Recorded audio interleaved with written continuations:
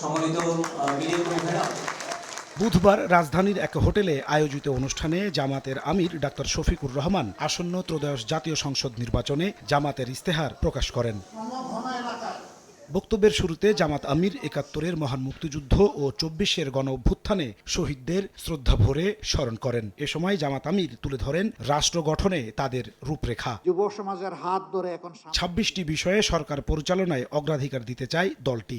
৮ ভাগে তুলে ধরা হয়েছে ৪১টি ভীষণ। আমির বলেন, ইস্তেহার জামাতের কোনো রাজনৈতিক কর্মসূচি নয়, এটা দেশ গঠনের জীবন্ত দলিল। যুব সমাজের প্রত্যাশাকে, আকাঙ্ক্ষাকে ধারণ করেই আমরা আমাদের ইশতেহার রচনা করেছি। ইশতেহার রচনা করেছি মায়ের জাতিকে সম্মান দেওয়ার জন্যে। ইশতেহার রচনা করেছি শিশুদেরকে নিরাপদ আবাসভূমি তৈরি করে দেওয়ার জন্যে। এটি কোনো দলীয় কর্মসূচি নয়, বরঞ্চ একটি জাতির প্রতি একটি দলের চিন্তা, তার ভিশন, তার পরিকল্পনা এবং কিভাবে সে আগামীর দেশটাকে সাজাতে চায় তার একটি জীবন্ত দলিল।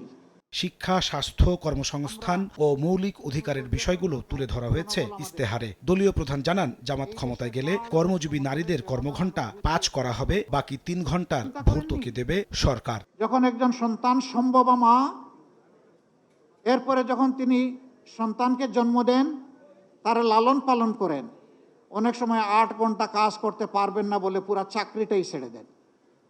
আমরা তো সেখানে তাদের জন্য সহজ করে দিচ্ছি। নারী শ্রমিক, তাদের জন্য কর্মঘণ্টার ব্যাপারে আমাদের একটা প্ল্যান আছে, আমরা বলেছি। চিন্তার ভাস যারা ব্যবসা এবং শিল্পের মালিক, তারা চিন্তা করেছেন ৫ ঘন্টা কাজ করে যদি ৮ ঘন্টার বেতন হয়, তাইলে আমি পুষাবো কিভাবে? না, আপনি দিবেন কেন? তিনি যে কয় ঘন্টা এখানে শ্রম দিবেন, সেই কয়েক ঘন্টার আপনি দিবেন, বাকিটা সরকারের দায়, সরকারকে দিতে হবে। জামাতের ইস্তেহারের প্রতিপাদ্য একটি নিরাপদ এবং মানবিক বাংলাদেশ। আমি একজন লার্নার হিসেবে নাজমুস সালেহী, সময় সংবাদ, ঢাকা।